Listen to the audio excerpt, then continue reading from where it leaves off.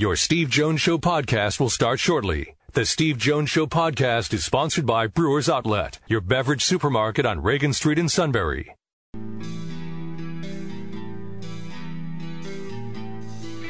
Sports talk where your voice counts. This is the Steve Jones Show on News Radio 1070 WKOK. Now from the Sunbury Motors Studio, here's Steve Jones. Party time, game time, or just fun time. Doesn't matter what time it is because it's Brewers Outlet time. The beverage supermarket has the area's largest beer selection. Imports, microbrews, ciders, and domestics. Pick from over 100 ice-cold 12-packs and dozens of 24-ounce singles. Soda, snacks, hot sauces, fresh roasted peanuts. Make it one-stop party shopping, and don't forget the pickle bar. So whatever you're celebrating or just doing it up, Brewers Outlet, Reagan Street, Sunbury wants to see you. And thank you for your years of patronage. Today's show brought to you by Brewers Outlet, Reagan Street in Sunbury. The beverage supermarket imports, domestics, microbrews, best selection of beer anywhere, wine coolers, water, soft drinks, snacks. They roast their peanuts fresh and hot every day. And the pickle bar, led by the barrels and the dills, absolutely, positively second to none. A lot of people are wondering about the deal that the Phillies made with the Miami Marlins. Actually, might see the Marlins play this year.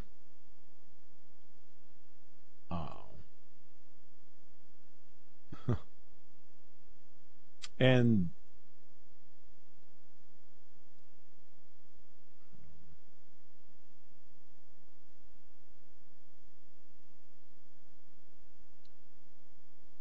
when you look at what he brings to the table, you're talking about a guy that brings to the table for them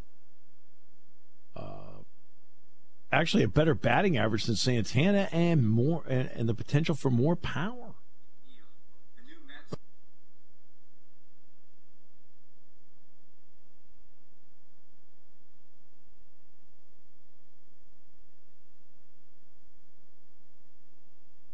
So Justin Bour they get from the Miami Marlins, and they gave up cash and a minor leaguer to be named. Okay, it's fine. Again, you know I feel I want established guys. I don't really care that much about prospects. That's to me that's so much catch as catch can. But Justin Bour is a guy they got from the Marlins. He doesn't have as many runs knocked in as Santana, but he's hit more home runs, and he's hitting for a higher average. I mean, you might be able, I think that's something that I don't think you can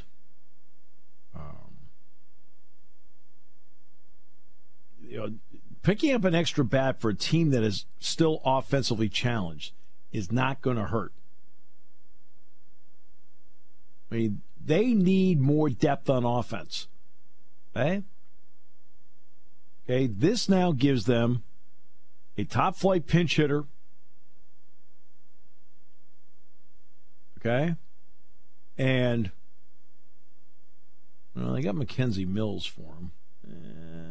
Okay. Mackenzie Mills is actually a very good prospect. But Bour, not hitting for a great average, 227, but he's hitting 8 points higher than Santana. And normally he's a 262 hitter. I mean, that's been his average throughout the course of the years. Now, Mills I liked. I like Mackenzie Mills. And he's been in high A, 3.51 ERA, but still not among the top 30 prospects in the Phillies organization. He's still not there. But I will say that he is also one that I like. Okay? This is not... it's not a bad prospect that they gave up.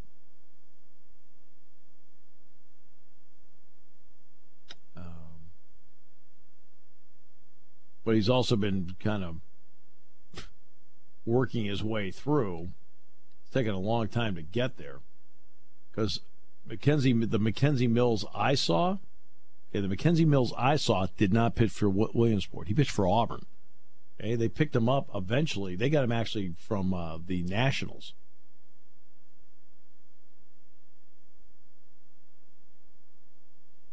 And 2 years ago in the New York Penn League, he pitched really well.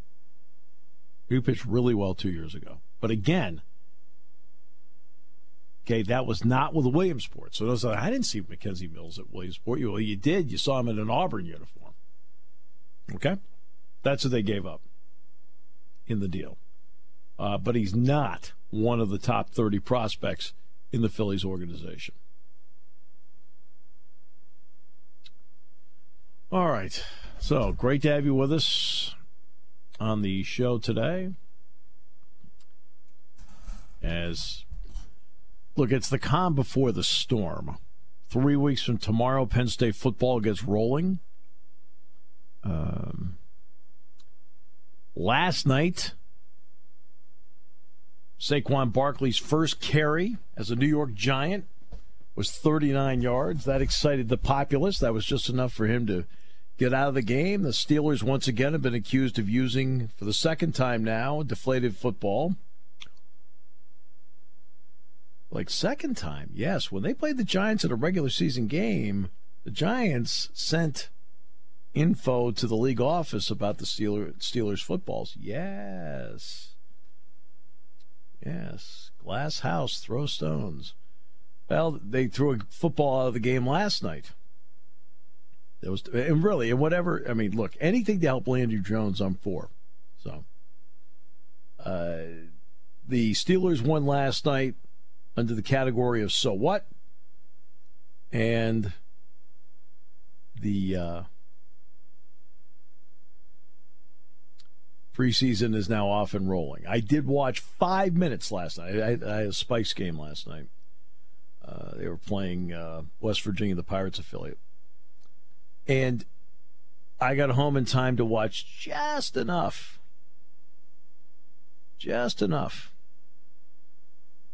of the 49ers Cowboys, which, by the way, at that point, C.J. Beathard was the quarterback. Jimmy Garoppolo was done. So I got a chance to watch a little bit of that last night for 5 minutes before I went to sleep.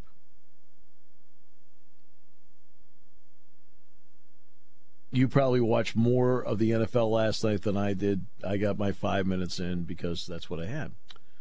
So Justin Bohr goes from the Marlins to the Phillies. I think that's a positive addition. You put that in conjunction with Santana over there. It gives them a pinch-hitting option. A pinch-hitting option. And I think that it's a guy that can help. Look, the guy that's really going to help in the end is going to be, when he gets a chance to play, Wilson Ramos. Cabrera's helped so far. The two offseason acquisitions of Santana and Arrieta have helped. Bohr's going to help.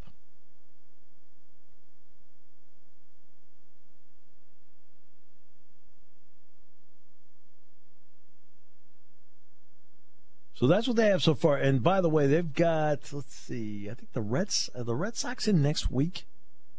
I think so. Then. Mookie Betts coming off another terrible game. He hit for the cycle last night. And I was talking to a longtime Oriole fan today. And I said, Matt, your team's bad. He goes, yeah, I know. And they are. Kyle, do we have to take a break in this spot right here? I just want to make sure. From you. It's up to you. Oh, it's up to me. Oh, hey, it's finally, for the first time ever, it's up to me.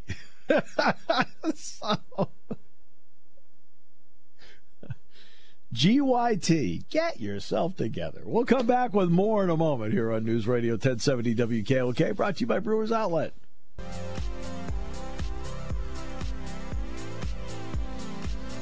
So during the commercial break, the suit stopped in for a moment and wanted to update me on the IndyCar standings.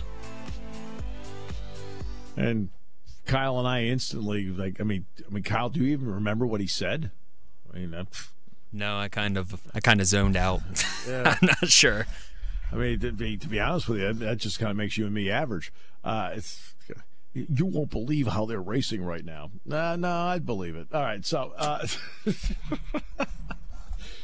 actually, I might go see a Marlins game this year because when Penn State goes in to play Pitt, that's a night game.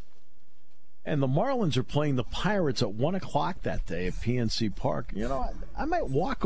Since I'm already staying downtown, I might walk over to the game. Why not? I have not been to a Major League Baseball game since 2013. I haven't been to Fenway Park since 2012. It's the last time I went. 2012, my son Dan and I went. And the Orioles beat them. Because I'd been on the streak where almost every Red Sox game I went to, they won. So we went in 2012. Bobby Valentine, the 1 year he's the manager. That got killed. All right. And my son and Dan and I had a great time. I had to speak to the Penn State Club of Boston that night. And so I said, well, this is great. We'll get tickets. So we went to the, so I called up a friend that I know has season tickets. So let's start with this. I didn't pay anything for the seats. We were 8 rows off the field behind the visiting dugout. I'm talking like primo. All right. I'm not going to get into who the name of the individual that got me the seats because he has season tickets, and I know he's the kind of person that when he donates money does not want anybody to know he donated money. So I'm not going to. Okay. So I've used his tickets, I don't know, 3-4 times over the years, something like that. And so Dan and I went. That's the last Red Sox game I went to. Then I went to a Phillies White Sox game in 2013. That's the one Wheels got mad at me because I was at the park sitting like 4 or 5 rows below the booth, and he's like, how could you go to the game and not come up into the booth? I said, you're working. He says, you're like me. He says, I feel the same way when you invite me up there. I'm like, well, yeah. He said, you got to tell me. I was like, okay. But yeah, the heck? It's during the course of the day. What am I going to do? It's an 8 o'clock kick at night. We're not on until 6:30. So I hadn't really thought about it till today, but then when the Marlins made the trade with the Phillies and they got Justin Bourne, I think that's a good pickup for the Phillies, by the way. Yes, a good pickup. I think it puts another bat that can drive the ball into the lineup. And that's not going to hurt them coming down the stretch. And he's the kind of guy that's going to get a few at-bats along the way as a pinch hitter. Plus, playing in the field. Santana's not going to play every day. And I thought, yeah, the Marlins. Hey, aren't the Marlins playing the Pirates the day Penn State plays Pitt in football? Like, I might go over and check that game out.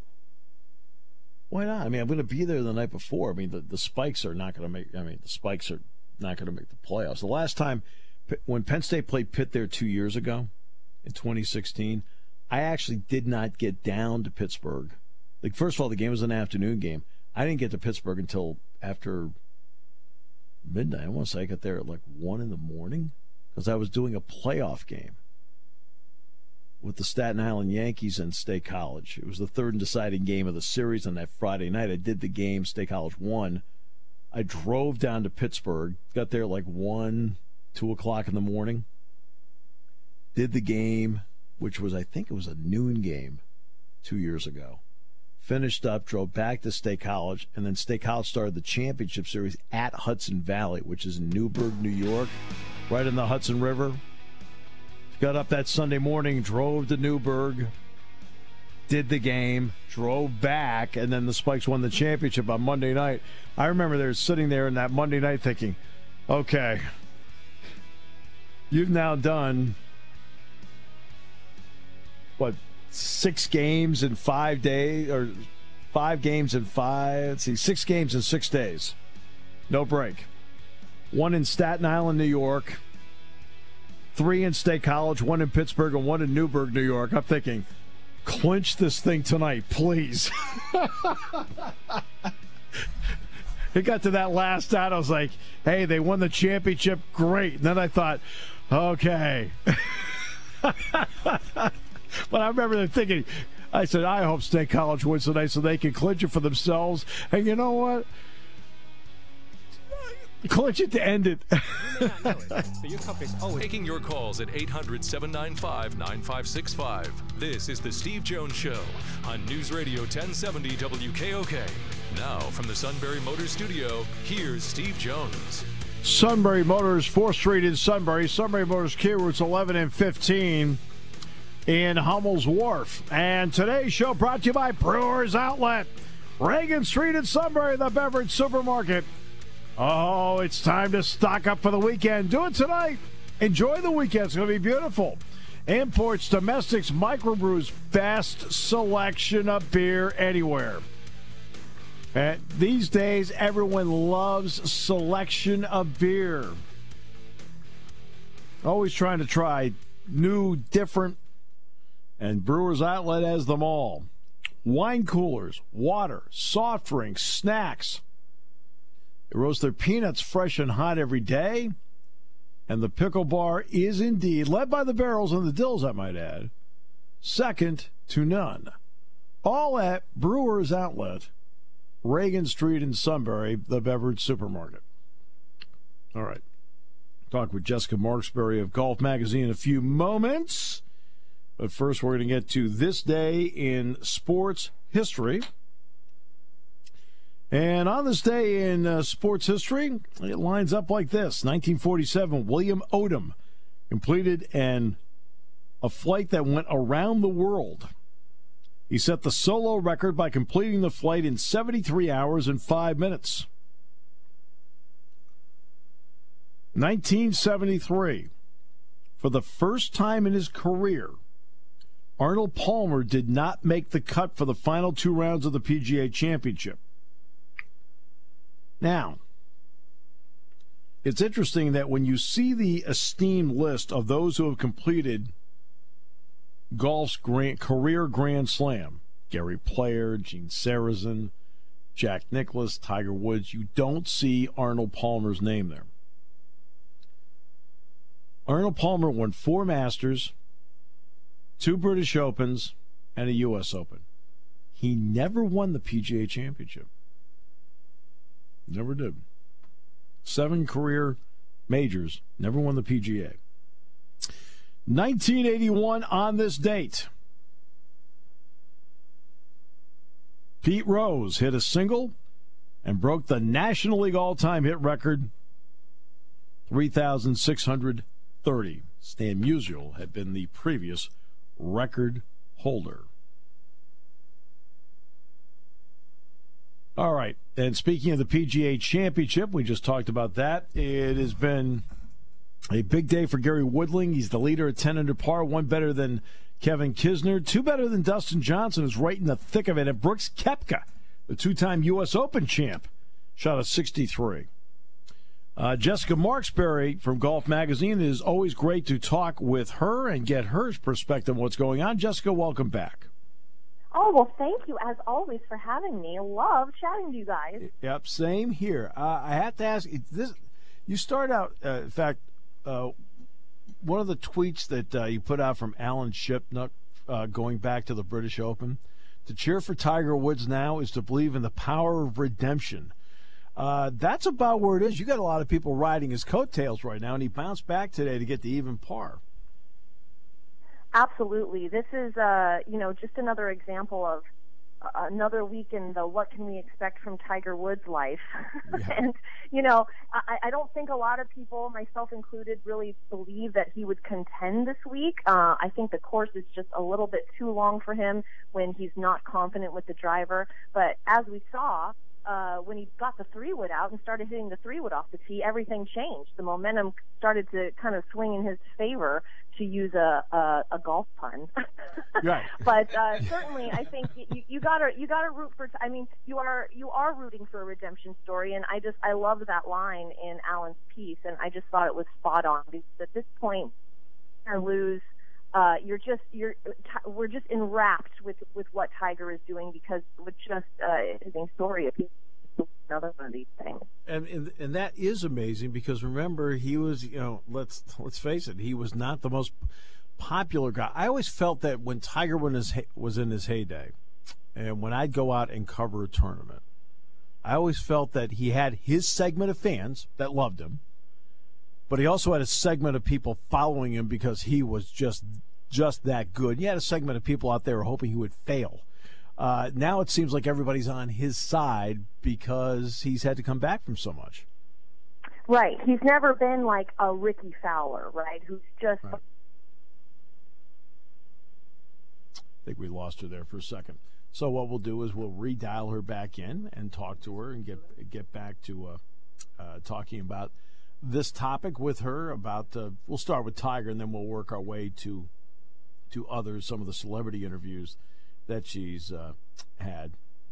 And she's had the ability to interview virtually everybody, which has been great. And the Tiger Woods story is interesting. Now, Ricky Fowler did shoot 5 under par today at Bellerive, so he shot at 65. It's a par 70. Tiger was even, and he's battled back. At one point, he was 3 over par. To battle back to even is actually impressive. He has a lot of people in front of him. Tiger's problem has been this. When he's been in contention for 63 holes. He has not been able to finish the back 9 of holes 64 through 72 this year. Now, there is a process, and you do have to learn to win again. And that's something I think a lot of people assume, well, he's won so much he knows how to win. Well, he hasn't won in 5 years.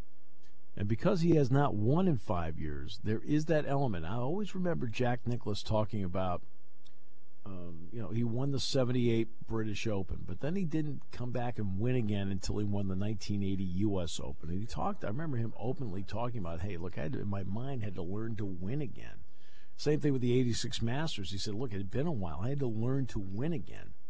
He said, what it takes, remind yourself. I wonder if that's where Tiger is. And Jessica Marksbury is back with us. Thanks so much. Appreciate you and your patience. So we're talking about the popularity of Tiger. Look, I know when I've been around Phil Mickelson, for example, like Phil's fans love Phil Mickelson. Okay, they love him. Okay. Tiger's had to win people over. I mean, and I think his comeback has done that. Yeah, I think you really hit the nail on Tiger, just for the force that he was in the game of golf. And we tuned in because we wanted to see him continue to dominate. He was not the Ricky Fowler where you just admired him for the fun personality and friendliness that he exuded on the course. Tiger was a Terminator, and we tuned in because that's what we wanted to see week in and week out. Oh, and he terminated people too. I mean, he'd get the, and he enjoyed it. Oh, and loved doing it. His problem now is that holes 64 through 72 he can't finish. 63 holes. Right. He's been pretty good in a lot of tournaments so far. Celebrity interviews. I want to get to a couple that you had, because you had an opportunity at the U.S. Open to talk to a couple of people that some people may not be aware of. I want to start with this. A guy from a reality TV show named Shep Rose from Southern Charm, which takes place in Charleston, I believe. Tell us a little bit about that, because that is out. I mean, a reality TV star is a little bit out of the norm compared to some other people you'd interview.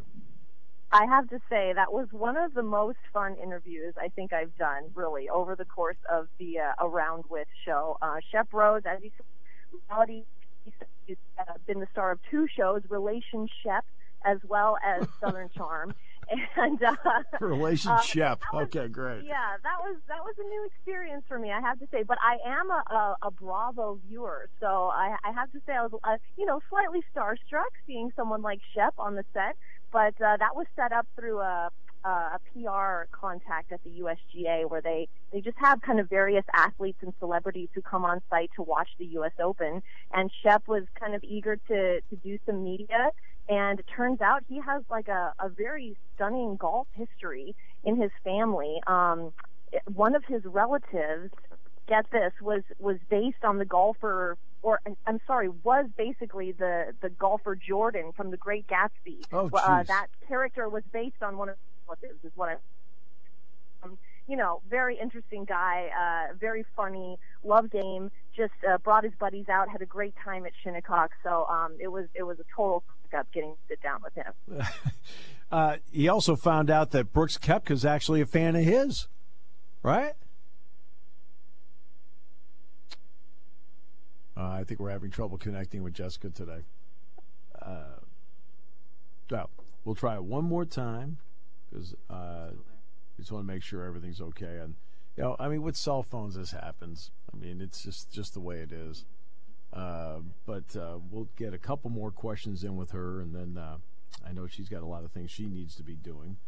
But she had an opportunity, and for those who have ever seen Bravo, Southern Charm is one of the reality shows that takes place in Charleston, South Carolina, and so she had a chance to talk with him, and found out that Brooks Koepka, the two-time U.S. Open champ, happens to be a big fan of Shep Rose. And then the other one I want to ask her about when you get a chance is actually Bill Hemmer.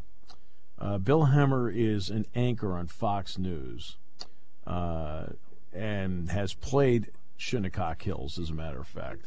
And I know Hemmer thought, hey, I'm a pretty good golfer, until he went out and played there. He said, suddenly I realized I am nothing out here. But I know those are interviews from a little bit ago, but I'm going to ask her about that and get her back on to discuss that here in just a moment. And then we'll close out. I was asking about Shep Rose. I guess Shep was shocked to find out that he had a fan in two-time U.S. Open champion Brooks Koepka. Yeah, I'm not sure Brooks maybe wanted that to be public information, that he's a Bravo watcher like the rest of us. But hey, you know what? That's the kind of nugget you can get when you have a reality star on the set. I remember a couple of years ago, Martha McCallum, who's an anchor on Fox News, at one point co-anchored with Bill Hemmer. And she said, if you don't like working with Bill Hemmer, you don't like working with people. You had a chance to sit down with him, and I know Shinnecock Hills, he's a golfer. Shinnecock Hills humbled him. What did you find interesting about talking with him?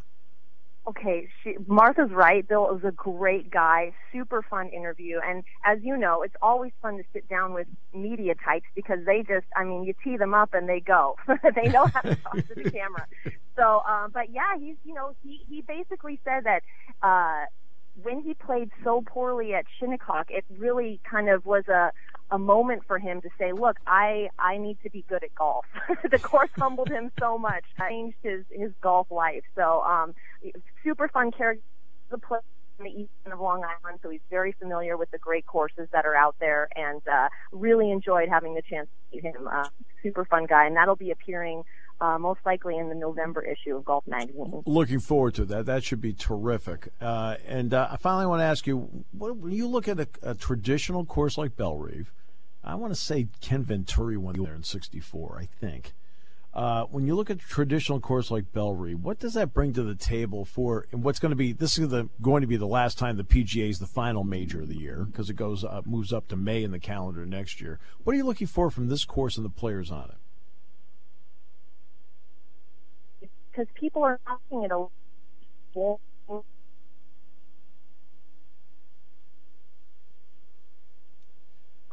And I think that's a little unfair because, you know what, at the end of the day, it's the players that really make the tournament, right, that make the championship. Yeah. And if you take a look at that leaderboard right now, we're in for an awesome 4 days of golf. So I think we got to cut Bellerive a little slack. Certainly, it's one of those old historic places. It's great to be back in a wonderful sports city like St. Louis. And, I think, as I said, based on what we've seen so far, it's going to be a real winner. Yeah, I think so, too. I mean, now that the rain's moved out of there, I guess the course dried out beautifully, which is great. Jessica, it is always a pleasure. Thanks so much. Appreciate your time. I look forward to your articles every month when I get the magazine in the mail. Well, thank you guys for having me. Jessica Marksbury from Golf Magazine. We apologize about with cell phones, with the in and out, but it was also fun to talk with her. More in a moment on News Radio 1070 WKOK, brought to you by our good friends at Brewers Outlet. At Animal Care Hospital, Lewis. Party time, game time, or just fun time. Doesn't matter what time it is because it's Brewers Outlet time. The beverage supermarket has the area's largest beer selection. Imports, microbrews, ciders, and domestics. Pick from over 100 ice-cold 12-packs and dozens of 24-ounce singles. Soda, snacks, hot sauces, fresh roasted peanuts. Make it one-stop party shopping, and don't forget the pickle bar. So whatever you're celebrating or just doing it up, Brewers Outlet, Reagan Street, Sunbury wants to see you. And thank you for your years of patronage. What happens when one parent needs nursing home care and the other is still living at home? Many families can be caught off guard with not knowing the laws of long-term care. You work hard at saving money. Shouldn't you do the same when it comes to long-term care? Turn to Scheib Law Offices. Let our experience guide you through the process and take away some of the burden. Call 570-523-3200 or visit scheiblaw.com. Scheib Law Offices, planning for your tomorrow. It's the place where you and your honey had date night. It's where you curled up with a blanket and cup of coffee on a cold, lazy morning. It's the place that became your bed when you had the flu.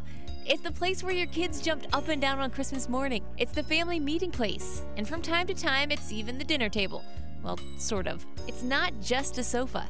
Think about how many family memories are tied to it. At Shimmock's Furniture in Coltmont, we understand that it's not just a piece of furniture. It's your comfort place, your get away from it all spot, and a place you make happy memories that last a lifetime. At Shimmock's Furniture, you'll find the quality sofas that will lead to hundreds of memories that have yet to be made. They'll take the time to talk with you to find out exactly what you want. And with over 100 years of service to the area, they have the experience to guide you to the perfect addition to your home. So when you want to find the one piece of furniture your whole family will use for years, bring your family to Shimmock's Furniture on Route 61 in Coltmont. You'll personally experience how at Shimmock's Furniture we sell happiness and see why they were voted Reader's Choice for Best Furniture Store. Something.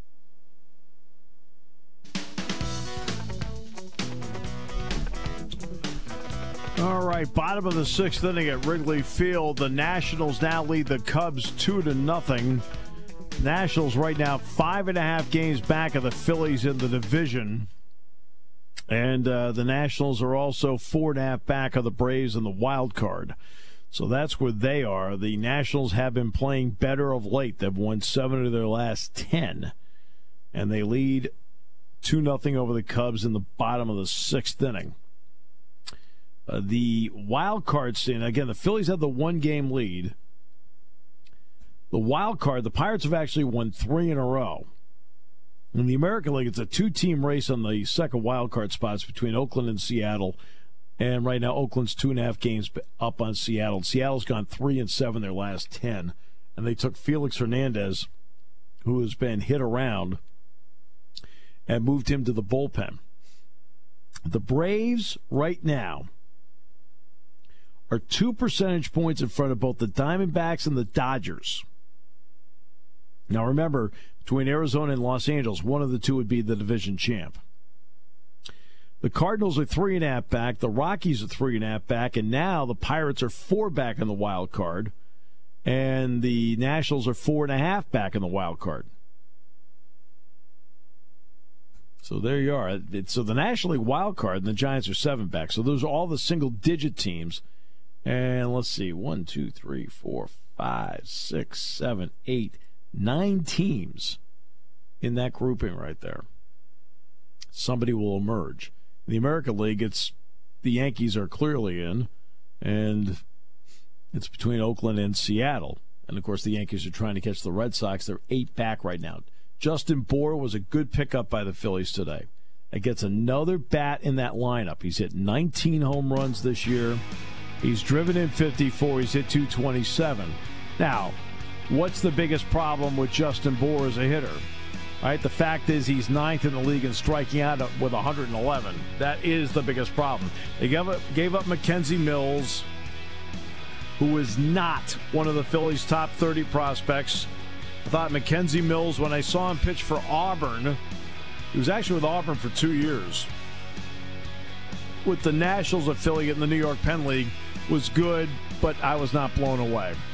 How about that? So I don't think it's worth what they did. All right, my brother's still to come on the show today. The voice of the common man, from anybody who I can assure you is anything but common. Here on News Radio 1070 WKOK, brought to you by Brewers Outlet.